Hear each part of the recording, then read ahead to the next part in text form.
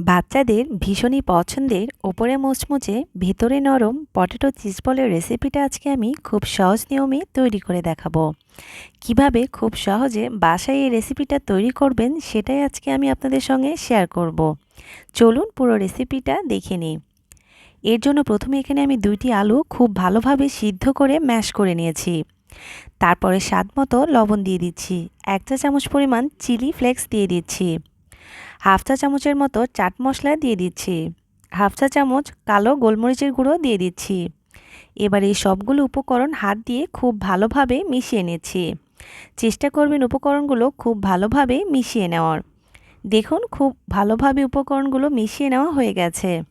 তারপর একটি বাটিতে আমি 2টি ডিম নিয়ে নিয়েছি।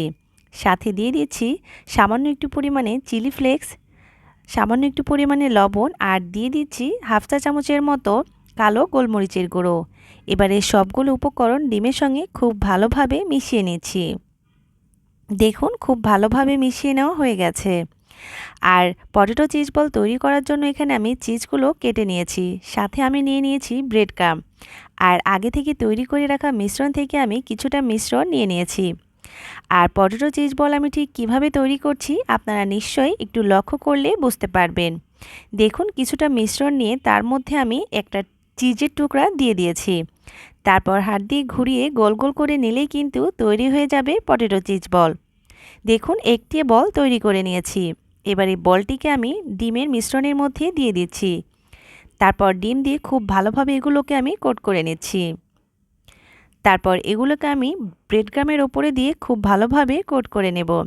এই কাজটি আমি কিভাবে করছি অবশ্যই দেখেই বুঝতে পারছেন। দেখুন একটি কিন্তু পটেটো চিজ বল তৈরি হয়ে গেছে, আর তৈরি করা কতটা সহজ দেখে নিশ্চয় বুঝতে পেরেছেন। আর এই একইভাবে আমি সবগুলো বল তৈরি করে নিচ্ছি। তারপর চুলায় একটি পাত্রে আমি পরিমাণ মতো তেল দিয়ে তেলটাকে খুব ভালোভাবে গরম করে নিয়েছি। এবার এই গরম তেলের মধ্যে আমি একটি একটি করে পটেটো চিজ বল দিয়ে দিচ্ছি। দেখুন আমি কিছুটা বল দিয়ে নিয়েছি। এ পর্যায়ে এগুলোকে খুবই আলতো হাতে নেড়েচেড়ে ভেজে নিতে হবে। খুব বেশি জোরে জোরে নাড়াচাড়া করা যাবে না, এতে করে বলগুলো ভেঙে যেতে পারে। দেখুন আমার পটেটো চিজ বলগুলোকে আমি ঠিক কিভাবে ভেজে নিচ্ছি।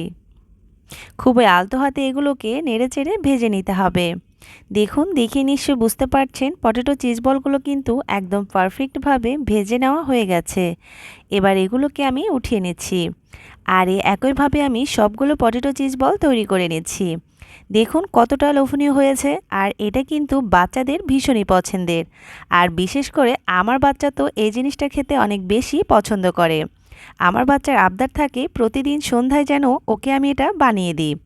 আশা করছি রেসিপিটি আপনাদের কাছে অনেক অনেক বেশি ভালো লেগেছে। ভালো লাগলে বাসায় অবশ্যই একবারের জন্য হলেও ট্রাই করে দেখবেন। দেখুন এবার আমি আপনাদেরকে একটি ভেঙে দেখিয়ে দিচ্ছি ভিতরটা কতটা নরম তুলতুলে আর ওপরটা কতটা মুচমুচে হয়েছে। নিশ্চয়ই দেখেই বুঝতে পারছেন কতটা লোভনীয় হয়েছে। আজকের মতো এখানেই বিদায় নিচ্ছি। আল্লাহ হাফিজ।